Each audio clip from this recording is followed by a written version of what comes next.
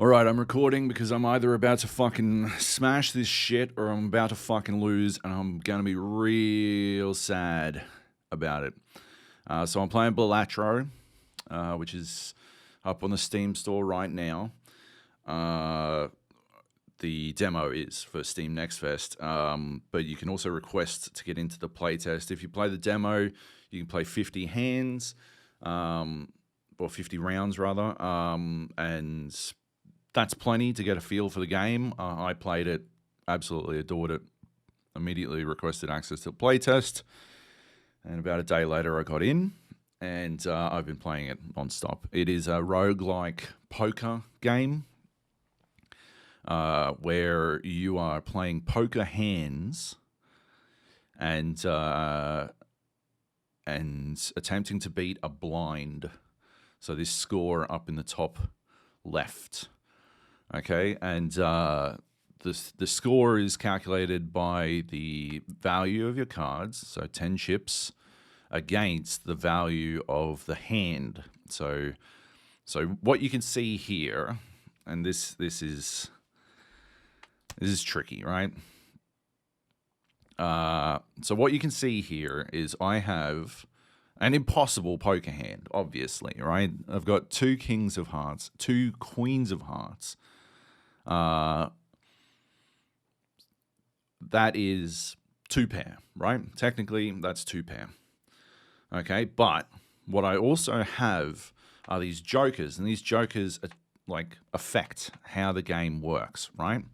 So they change the rules basically. So the abstract poker joker rather does something I can't remember. It's disabled. I'm fighting the final boss in the game. You play 10 rounds of 3 blinds, and eventually you get to the final boss. I don't know if it's always the Cerulean Bell. This is the first time I've made it this far, but each boss does something special. This one in particular disables your leftmost joker. You can only have 6 jokers. I can't recall what the abstract joker does, but obviously I felt that it was the least necessary of my jokers in the mix. I've got the Supernova Joker. Adds the number of times a poker hand has been played to its multiplier. Now, this is I don't think it's described especially well, but basically what it means is every time you play a specific hand, it adds a counter to the multiplier, and that means that if you play, for example, 2 pair 50 times, or as it is in my case, 58 times I've played 2 pair, that adds plus 58 to your multiplier, right? We'll come back to that screen in a second.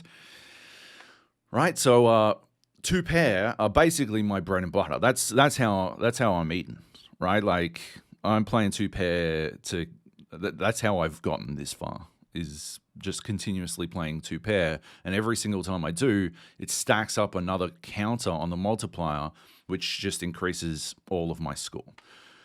Misprint is it's sort of a random multiplier between 1 and 12, I think, and the reason that this one made it here instead of over on the left, I can probably find out what the Joker does.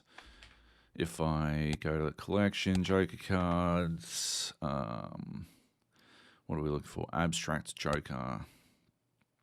I can't remember what it looks like. It's got like a thing coming out of the top of it. Abstract Joker. Plus 2 mult for each Joker card. So, yeah, okay. So the reason I had so I've got 6. You can only have 6, but it was worth plus 12 multiplier, basically, every single time, right? But it's only ever plus 12. This one has the opportunity to be plus 12, but it's also worth plus 50 chips because it's a foil card. So I had to determine, do I want plus 50 chips guaranteed and a random multiplier, or do I want plus 12 multiplier every single time? I went with the plus 50 chips just because, I don't know, I'm probably bad at maths. Then we've got this one. This is the tricky one, right? All flushes and straights can be made with 4 cards. This is where I might be screwed, because what you see before you here is technically a flush. It is 4 cards of the same suits. All hearts. Obviously impossible. There's another thing at play. There's another mechanic at play in here where you get tarot cards sometimes, and the tarot cards do a variety of different things. I have been getting a lot of tarot cards, and I thought I would be very clever and set myself up for some flushes by turning everything I could into hearts. You can see I've got a shitload of hearts. Oh my god. But what we've wound up doing is now I don't know what's going to happen, right? If I play this hand, and there's this one, prevents death 1 time. It might save me, right? It's also polychrome, so it's a double multi. And this is the kicker. This is based, like I say 2 pair has been my savior, but this has actually been my savior. ×3 multi on the final hand. We are at the final hand now. And whatever I play is going to get a ×3 multi. The reason I am worried is because a flush I've played 14 times is worth 60 × 5. 2 pair I've leveled up like a heap, 8 times more, is worth 120 by 12, and I've played it 58 times. And I don't know how this is going to go down. I don't know how this is going to go down. I have no idea. I don't know what happens if I don't know what happens if I die. What I think, what I would hope would happen, is it will take into account that I have played technically two types of hands: a pair, 2 pair, and a flush, which is obviously impossible, but this is a game about impossible poker. So that would make sense. That would be fantastic, and obviously the score that I get is going to smash whatever I want. However, if it is a 2 pair, I've got 4 face cards selected, right? If I wanted another 2 pair, I could use these, but it would still be a flush, right? They're also hearts. I have a crazy amount. I think I've got I can't look at my deck. Maybe I can look at it over here. Yeah? Yeah, you can see I've got 3 of hearts. And I've decimated my diamonds. I've played fast and loose with the rules of poker here, but yeah, the end result is the same. Regardless, I have to play the kings. I've got this bonus card, so it's worth 30 chips instead of just 10. But face cards are always worth 10. The 3 cards are worth 3. So I guess we're just I could discard and see if I can roll. There are 10 cards left, but I'm not a card counter by any means. But I have been sort of keeping track of the cards that have been coming through. I do not think I get another queen. I think there's another ace. There's 10 cards, right? I could discard 4 cards. I think I have to do that, right? I have to discard all 4 of these cards. No, I have to keep the ace. There's not another ace of hearts, right? I can look at that. There are 2 aces. I so boned myself on this shit. Unbelievable. So I think I have to ditch the ace, but I think I have a shot at another ace. I do not think I think there's another queen as well. And it would be a fucking red queen. Oh my god. I have a discard, I may as well use it. all right, we would have been screwed. We would have been absolutely boned. I need 2 pair regardless. A flush is not going to win this for me, I think. So we're going to play this. And it's going to, I don't know, the chips fall where they may, I guess. It's a flush. It's a flush. And it has flushed my hopes down the toilet. How did I win? I'm very confused.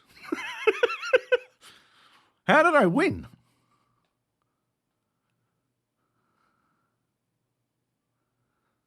All right, I have no idea.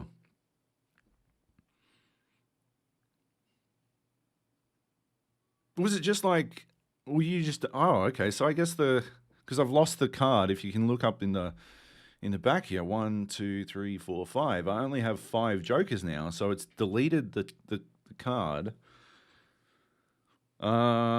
This is a playtest, so I guess I will send this feedback onto the developer. They are a solo dev, doing their best, but I do not think that is exactly how that should have played out. I think what should have happened, if it did decide that it was a flush, what I think should have happened is I should have lost, and it should have bumped me back and made me start the round again. Maybe put me back at the shop, although obviously I spent all my money. But yeah, put me back at the shop and made me do the entire round again, probably, is how preventing death should work. It should not be, hey, you just win. Because I didn't come close with a flush. Ideally, what I think would happen is it would combine 2 pair and a flush for, unbelievable amounts of points. But if it is just a flush and I have played myself into a corner, which is fair, like that, if that's how the game is going to work, then that's how it works. But yeah, if that's how it had to work, I think I should have lost. Anyway, I do love this game. That is my first Asterisk successful win. Yeah. Anyway, check it out. Definitely check out the demo. And if you're enjoying it, try the playtest as well. You can help find interesting interactions like this one. Anyway, peace. Bye.